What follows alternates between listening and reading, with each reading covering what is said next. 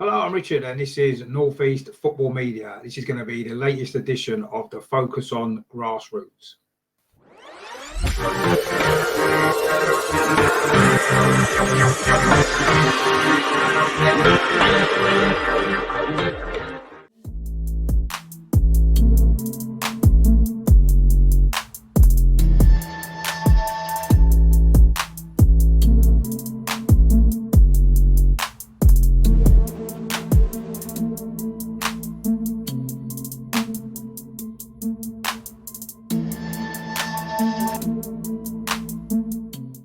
Hello, I'm Richard. This is North East Football Media, and this is our latest episode of Focus on Grassroots. Today I'm going to be speaking to Liam Heenan, who is connected to Newcastle Chemfica Sunday League Football Club.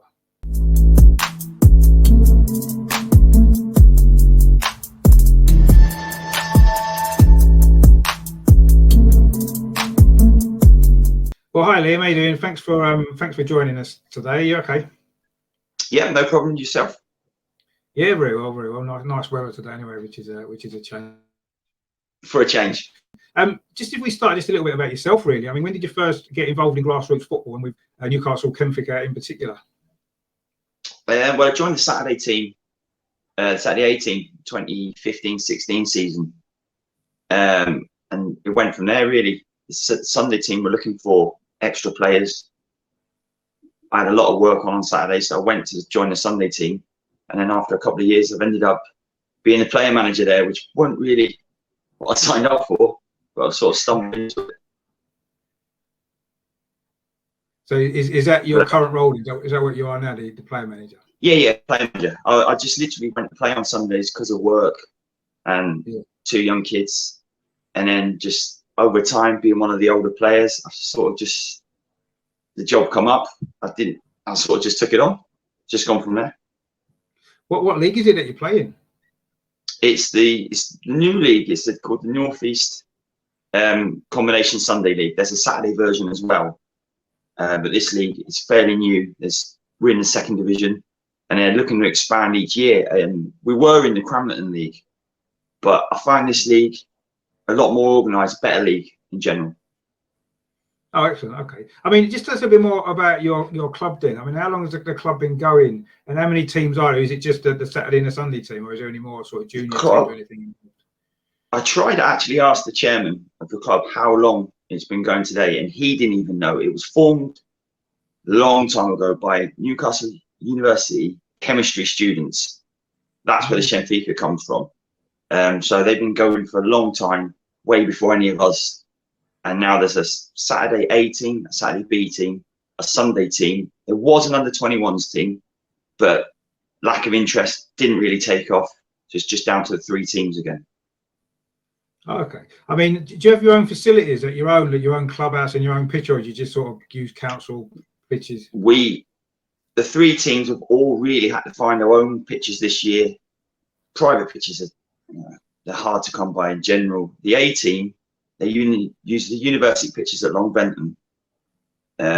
We were offered to use them on a Sunday, but the costs are so much for a Sunday team that we were looking at, alternative things. We played at Benfield, but this year I found Newburn was the cheapest option. So I've moved the Sunday club down to Newburn. Okay. Which seems to work for us. What are the facilities like? They're quite good. The grass pitches is brilliant. There's a 3G training pitch, 5-side pitch for training. Obviously, with the pandemic, we've never even set foot into the dressing rooms. Not once. It's changing in the car, things like that.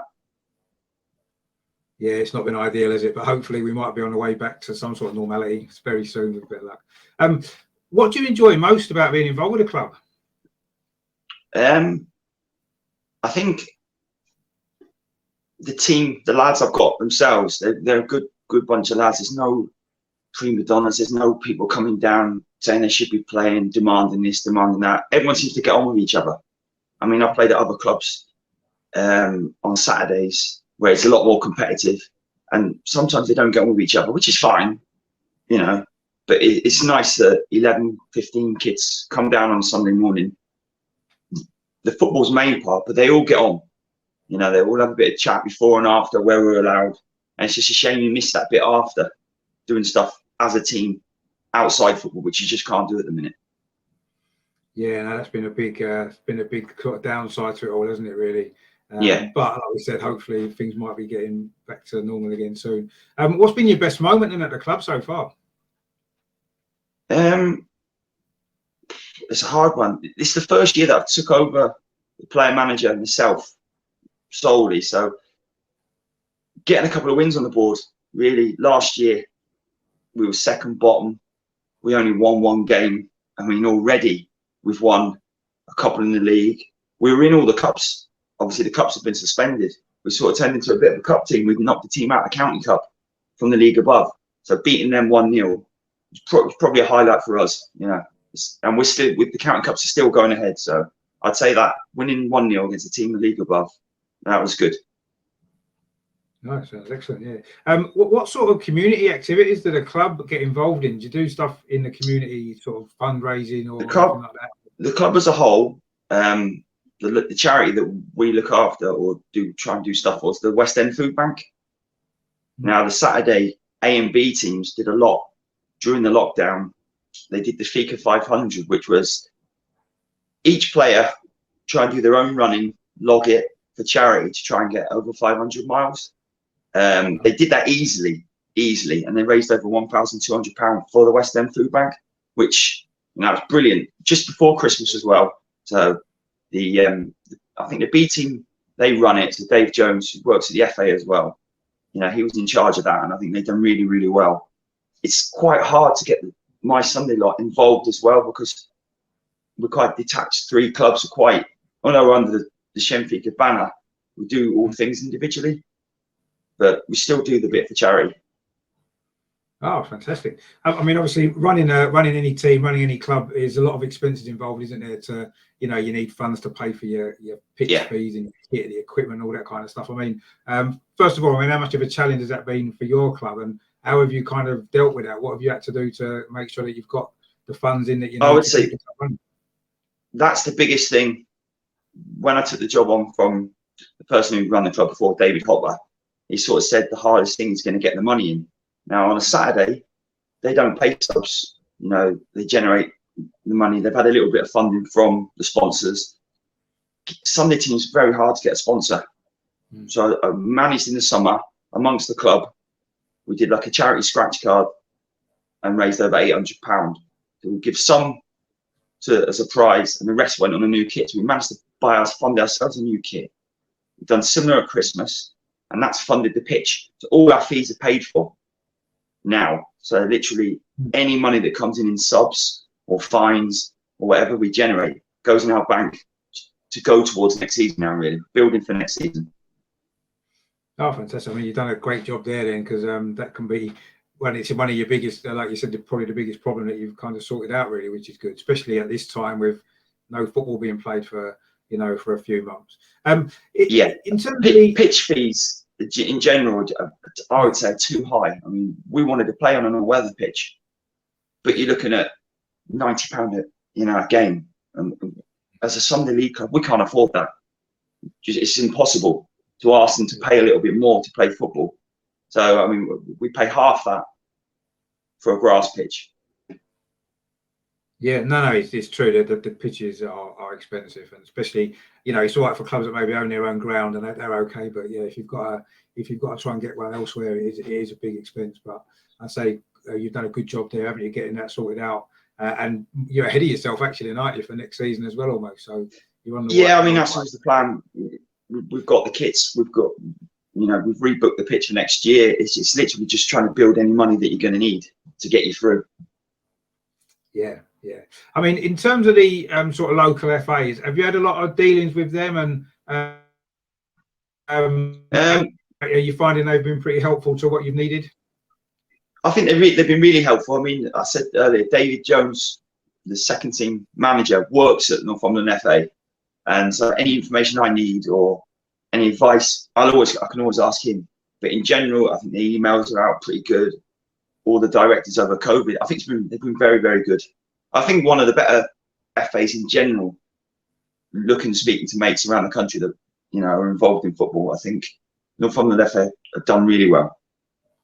Yeah, no, that's good to hear, because there can be issues sometimes. It's good that you've had good experience on that side of it as well. Yeah. Just kind of looking more generally then, if there was one thing you could change maybe about grassroots football at the moment, what would it be? What would your priority be, do you think, to change anything that you think? Definitely the cost of the pitches. I think when I started playing football a long time ago, cost to play football was never an issue. You get the lads would pay the subs. Now your £2.50 subs doesn't seem to go anywhere anymore like it used to. I said £90 to have a 3G pitch on a Sunday, £60 if you want to train on a 3G pitch. It's asking a lot from the lads to keep chipping in to pay for things like that. I mean, it'd be great if there was subsidies the FA could help with. But again, it's just too much. It's just too much money. Yeah, I suppose obviously there's a lot of clubs, isn't there? And if they start ending that money, everyone's going to want some, aren't they? And then I mean, you've got a lot of, I said the private clubs have got their own facilities. They might have got their own 3G pitch or floodlights to train on. That's great. But in a city like this, to try and get that kind of, it's just not going to happen. Not going to happen. No, unfortunately, that is a big issue. I mean, obviously, there's been a year or so of lockdowns on and off, pretty much for over a year now, isn't it? It's from a year yesterday. Yeah. So, I mean, what sort of impact has that had on your particular club that you found? It's been quite hard starting the season off, telling the lads that, stick to the rules. A lot of them would travel together. Some don't drive. I've had some not come to games because they can't get there. They've been offered lifts, but the FA say travel separate where you can. Just things in general, missing the changing room. So you're getting changed outside. It sounds silly, sorting kit out outside when it's chucking it down the rain. It's been quite fun. It's been quite hard. Funny as well, but it's just... It's been totally different. It's not been like football. I know, games finished, you go straight home. You miss that a little bit after in the bar to talk about football, really. Some new lads have come in, new players. I think they found it quite hard to mix because you're literally turning up, playing your football, the whistle goes, you go home. No, that has been a big problem. I mean, has it really? I mean, I know you've obviously raised a good funds. I mean, has there been a financial maybe impact for your club with lockdown, with not playing, like you said, not getting subs in? Luckily, I could see this was going to happen, so I made sure that we did the summer fundraiser and we did one at Christmas, so the money's there and it's done. The pitch is paid for, so we've got nothing else to pay for now. It's only when the lads come in, pay the subs, and it all ticks over. And some other clubs have gone. I mean, you see Percy Main have gone, and that's a big old club. I mean, remember playing there years and years ago. Lovely facilities. It's such a waste that there's no football team there now. It is, and they won't be the last. I was going to say they're not going to be the only one, are they? Unfortunately, it is a big problem, and let's just hope that most clubs can survive this and carry on, because I mean, sort of just wanted to kind of, before we finish with, obviously football's supposed to be coming back, isn't it? Grassroots football over the next week or so. Is your league carrying on as it was from where it was before? You just coming straight back on with it? Yeah, we had a meeting and there's a sort of a vote of what we wanted to do. We want to play as many games as possible, and see where we go. The cups have been cancelled, but from April the 4th, it's league games. Try and get as many as we can played, and just go from there, really. Yeah, I mean, have any teams had to drop out of your?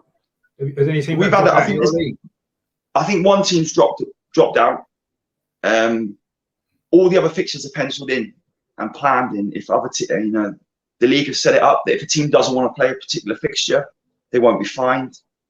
If you want to suspend all fixtures, there's no issues there. It's literally just hoping to get the games played.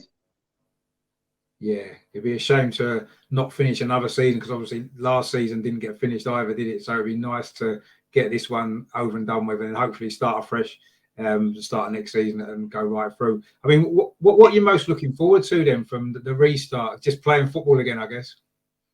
Just normal football. I mean, I always find friendlies are not the same. just a competitive game of football, a league game. I mean, people were saying suspend the league, go and play friendlies, but it's hard to tell my lot. Come down and play teams. You could be traveling all over the county for a friendly. They want competitive games. They want it to mean something, and hopefully we'll get that done. There's the county cup to play in as well. I mean, that's a good thing on a Sunday. Just competitive football. Yeah, no, exactly. That's what it's all about, and that's what we've all missed, I guess, for the last few months. Definitely. Well, over the last year, it's been up and down, hasn't it? I mean, finally, did your club have any sort of social media? Are you active on social media? Is there like anywhere people can find the club? Website Facebook, Newcastle Chemfica have got a club page on Facebook. There's a separate Sunday page.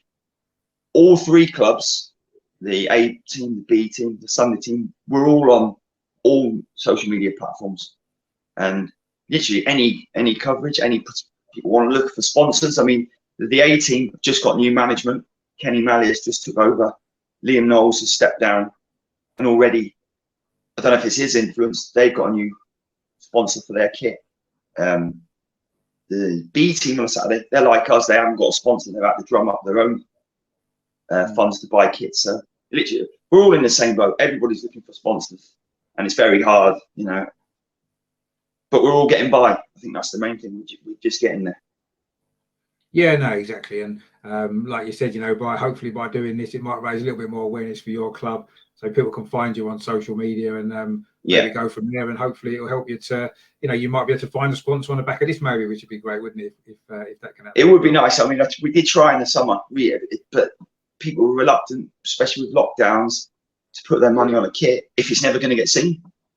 That's true, yeah. But hopefully now, I say things are looking a little bit more positive maybe for the future. So this could be a good time. I wanted to do all this now, just before the season starts up again, to give clubs like yourself the opportunity to, see where you are and how you need to move forward and what help you might need. So hopefully this might do you some good. So well thanks for taking part today, Liam. It's been a pleasure. That's no problem. We'll look out for obviously how you get on. Good luck for the rest of the season and obviously the future as well. And hopefully we'll speak again in the future. Yeah, thank you very much.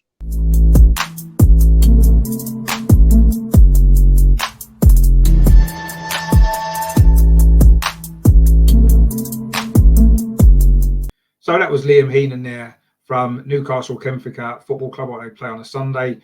Please follow them on social media, and if you'd be interested in maybe sponsoring their team as well, please get in touch with them via Facebook on their Facebook page. That would be really great. So thanks to Liam for joining us today. Stay tuned to the channel because I've got a lot more of these interviews coming up over the next couple of weeks as we head towards the restart of grassroots football. If you like what I'm doing, please give the video a like. Please share the content around, and also please subscribe to the channel as well. Because I say I've got a lot more of this coming up over the next couple of weeks. And also as well, once the football's up and running again, I'll be going out filming games, and there'll be lots of highlights coming up on the channel as well. So there'll be loads to keep you entertained. So please subscribe and stay tuned to the channel. Thanks for watching. This is North East Football Media.